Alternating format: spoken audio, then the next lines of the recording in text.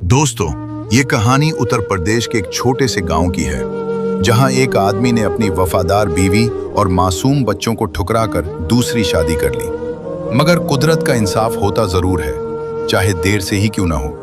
गांव के बीच में एक छोटा सा घर था, मिट्टी की दीवारें, कच्चा आंगन और एक पुराना पीपल का दरख्त। उस घर में रहती थी सावित्री, तकरीबन 32 साल की एक सीधी सादी औरत। उसके चेहरे पर मेहनत के निशान थे, लेकिन आंखों में अपने घर के लिए एक गहरा प्यार था। सावित्री के साथ उसके 2 बच्चे थे, 10 साल का राहुल और 7 साल की परिया। दोनों बच्चे माँ की जान थे। राहुल पढ़ाई में बहुत होशियार था और परिया इतनी प्यारी थी कि गांव के सब लोग उसे देखकर मुस्कुरा देते थे। सावित्री का शौहर था सरेश, ठीक ठाक कद, गंदमी रंग और बातें करने में बहुत चालाक। सरेश एक छोटी सी दुकान चलाता था, इतना तो कमा लेता था कि घर का खर्च चल जाए। सावित्री ने कभी ज्यादा मांगा भी नहीं था, वो बस यही चाहती थी कि उसका घर खुशी से भरा रहे। लेकिन सरेश का दिल कब से घर में नहीं लगता था। कुछ महीने पहले पड़ोस गांव में एक मेला लगा था। वहां सरेश की नजर पड़ी थी कमला पर। कमला देखने में खूबसूरत थी, हंसने में चालाक थी और सरेश को फंसाने में माहिर थी। सरेश उसकी चिकनी चपड़ी बातों में आ गया। सरेश अब घर देर से आता, कभी बहाना बनाता कि दुकान पर काम ज्यादा था, कभी कहता कि किसी दोस्त से मिलने गया था। सावित्री को शक होने लगा, लेकिन उसने सोचा शायद मेरा वहम हो। एक रात सरेश घर आया तो उसके चेहरे पर अजीब सी बेपरवाही थी। उसने खाना खाया, चारपाई पर लेटा और सावित्री की तरफ देखे बगैर बोला, सावित्री, मुझे तुमसे एक बात करनी है। सावित्री ने अपने हाथ का काम रोककर उसकी तरफ देखा। हाँ, क्या बात है? सरेश ने लापरवाही से कहा, मैंने कमला से शादी करने का फैसला किया है। सावित्री के हाथ से बर्तन छूट गया। वो सुनकर पत्थर हो गई। उसकी आंखों के सामने अंधेरा छा गया। उसने कांपती आवाज में कहा, क्या कहा तुमने? सरेश ने बेशर्मी से जवाब दिया, वही जो तुमने सुना। मुझे तुमसे अब कोई मतलब नहीं। कमला मुझे समझती है, मैं उससे शादी करूंगा, चाहे तुम मानो या ना मानो। सावित्री के मुंह से एक लफ्ज न निकला। वो चुपचाप उठी और कमरे में चली गई। वहां राहुल और परिया सो रहे थे। उसने दोनों को देखा और आंसू छुपाने की कोशिश की, मगर आंसू रुकते नहीं थे। ऐ भगवान, मैंने क्या गलती की? मैंने तो कभी उसका बुरा नहीं चाहा, फिर उसने मुझसे ये क्यों किया? अगली सुबह गांव में ये खबर आग की तरह फैल गई। अरे सुना तुमने, सरेश ने सावित्री को छोड़ दिया। हाँ यार, कहते हैं किसी और औरत के चक्कर में पड़ गया है। बेचारी सावित्री 2 बच्चों के साथ अब कहां जाएगी? गांव की औरतें सावित्री के घर आईं। कुछ ने हमदर्दी की, कुछ ने ताने दिए। अरे सावित्री, पता नहीं तुमने ऐसा क्या किया कि मर्द घर छोड़कर चला गया?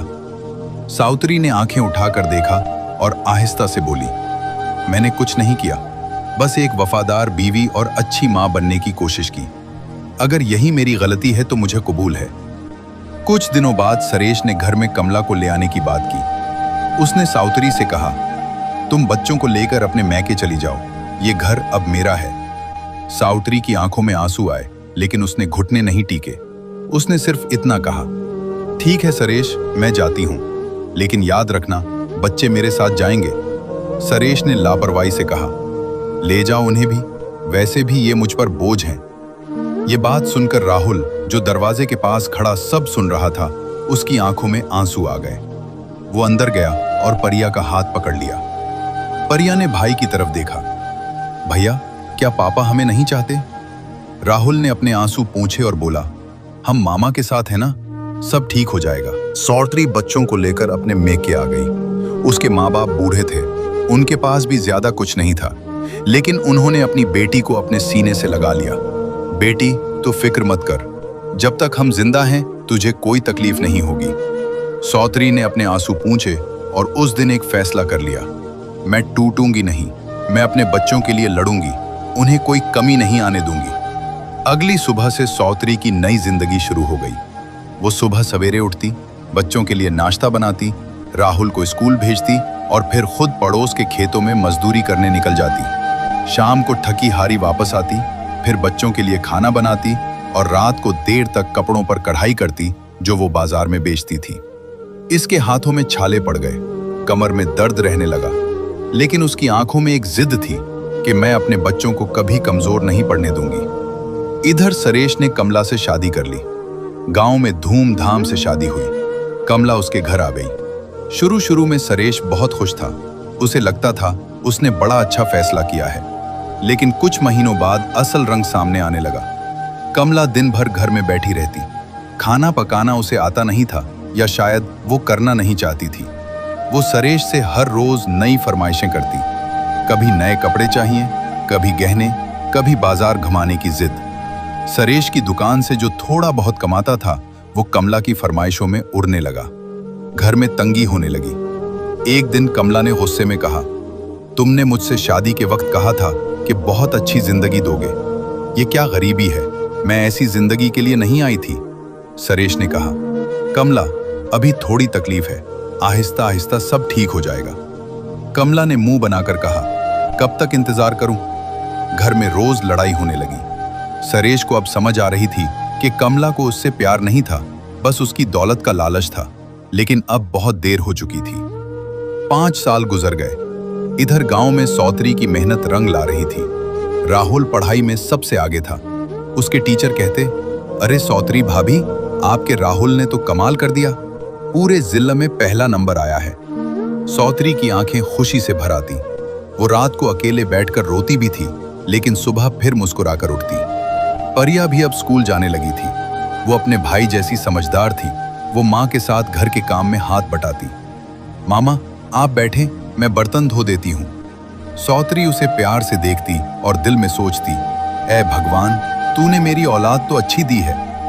इधर सरेश की जिंदगी बद से बदतर होती जा रही थी। कमला ने एक दिन सरेश की दुकान का सारा पैसा लेकर अपने घर भेज दिया। जब सरेश को पता चला तो उसने कमला से पूछा, ये क्या किया तुमने? वो मेरी मेहनत की कमाई थी, कमला ने बेशर्मी से कहा। तो क्या हुआ, मैंने अपने घर भेजी है। तुम्हारी दुकान वैसे भी कुछ खास नहीं कमाती। सरेश का पारा चढ़ गया। दोनों में जबरदस्त लड़ाई हुई। पड़ोसी दरवाजे पर आ गए, गांव वाले जमा हो गए और उसी दिन कमला ने सरेश के घर पर ताला लगा दिया और अपने मैके चली गई। सरेश घर के बाहर खड़ा रहा। पहली बार उसे एहसास हुआ कि उसने अपने हाथों से अपना घर बर्बाद किया है। उसे सावित्री याद आई, उसे राहुल और परिया याद आए। उसे वो सुबह याद आई जब सावित्री उसके लिए चाय बनाकर लाती थी और बच्चे उसके साथ लिपट कर सोते थे। लेकिन अब वो सब कहाँ था? सरेश ने सोचा कि वो सावित्री के मीके जाएगा और माफी मांगेगा। उसे यकीन था कि सावित्री माफ कर देगी, क्योंकि वो बहुत अच्छी औरत थी। अगले दिन वो सावित्री के मीके पहुंचा। उसने दरवाजा खटखटाया। दरवाजा खुला तो सामने राहुल खड़ा था। अब वो 15 साल का हो चुका था, लंबा, हटा कटा, अपने बाप से भी लंबा। उसकी आंखों में वही समझदारी थी जो पहले से थी, लेकिन अब उसकी आंखों में एक सख्ती भी थी। राहुल ने सरेश को देखा और आहिस्ता से कहा, क्या काम है? सरेश का दिल भर आया। बेटा, मैं तुम्हारा बाप हूं। राहुल ने एक लम्हा चुप रहकर कहा, जो बाप अपने बच्चों को बोझ कहकर छोड़ दे वो बाप नहीं होता। सरेश ने कांपती आवाज में कहा, बेटा, मुझसे गलती हुई, मैं माफी मांगने आया हूं, मामा को बुलाओ। राहुल ने पीछे मुड़कर देखा। उस वक्त सावित्री सहन में कपड़े धो रही थी। उसने सरेश को देखा। दोनों की नजरें मिली।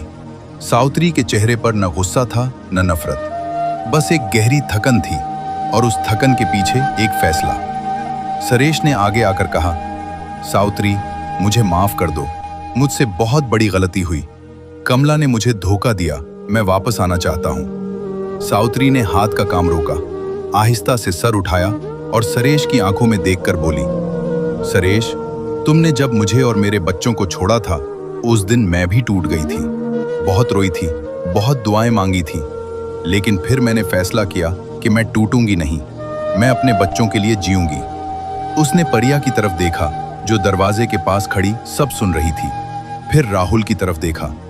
आज मेरा बेटा पूरे जिला में पहला नंबर है और मेरी बेटी भी पढ़ रही है। ये मेरे बच्चे हैं जिन्हें तुमने बोझ कहा था, उन्हीं ने मुझे जीने की वजह दी। सरेश की आंखें भर आईं। सावित्री, सावित्री ने हाथ उठाकर उसे रोका। सरेश, मैं तुम्हें माफ करती हूं, क्योंकि मेरे दिल में कीना रखने की हिम्मत नहीं है, लेकिन वापसी मुमकिन नहीं है। जो रिश्ता तुमने अपने हाथों से तोड़ा उसे दोबारा जोड़ना मेरे लिए मुमकिन नहीं। मेरे बच्चों को एक मुस्तहकम जिंदगी की जरूरत है और मैं उन्हें वो दे रही हूं। राहुल ने आहिस्ता से कदम आगे बढ़ाया और बाप की तरफ देखकर कहा, आपने कहा था हम बोझ हैं, आज हम अपनी मामा का सहारा हैं, आप जा सकते हैं। सरेश खड़ा रहा। उसके पांव नहीं उठ रहे थे, लेकिन अंदर जाने का हक भी नहीं रहा था। उसने एक आखिरी बार अपने बच्चों को देखा और फिर भारी कदमों से वापस मुड़ गया। जाते जाते उसके कानों में एक आवाज आई जो शायद उसका अपना ज़मीर बोल रहा था। जब तुमने अपने घर को ठुकराया था तब वो घर था, अब वो एक किला बन चुका है जिसमें तुम्हारे लिए कोई जगह नहीं। वक्त गुजरता गया। राहुल ने मेहनत से पढ़कर सरकारी नौकरी हासिल की। वो दिन आया जब वो अपनी पहली तनख्वाह लेकर घर आया। उसने मामा के कदमों में रखी और बोला, मामा, ये आपकी मेहनत का फल है, ये पैसे आपके हैं।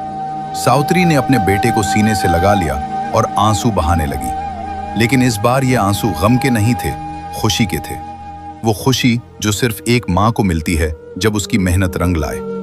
परिया की शादी एक अच्छे घर में हुई। शादी के दिन गांव के सारे लोग आए और कहने लगे, सावित्री, वाकई तुमने कमाल कर दिया। अकेले 2 बच्चे पालना कोई आसान काम नहीं था। सावित्री मुस्कुराई और बोली, मैं अकेली कहाँ थी, मेरे साथ मेरे बच्चे थे और ऊपर वाला था। इधर सरेश का क्या हुआ? किमला ने उसके घर पर कब्जा कर लिया और अदालत में मुकदमा दायर कर दिया। सरेश सालों अदालतों के चक्कर लगाता रहा। उसकी दुकान भी बंद हो गई। वो एक कमरे में अकेला रहने लगा।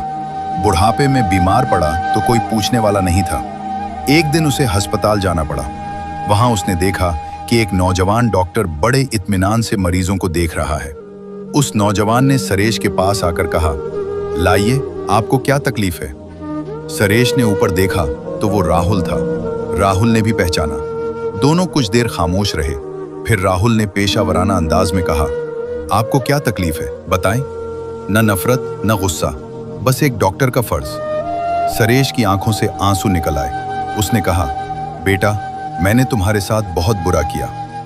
राहुल ने चंद लम्हे चुप रहकर कहा, आपका इलाज हो जाएगा, फिक्र न करें।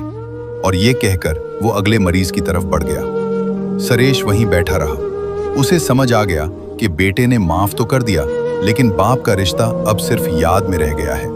दोस्तों, इस कहानी से हमें ये सबक मिलता है कि घर की असल दौलत पैसा नहीं होता, रिश्ते होते हैं। जो इंसान अपने घर को ठकराता है, कुदरत एक दिन उसे जरूर ठकराती है। और जो माँ तकलीफ में भी हिम्मत नहीं हारती, उसकी औलाद हमेशा उसका नाम रोशन करती है। दोस्तों, जाते जाते आपसे एक सवाल है, क्या राहुल ने सही किया?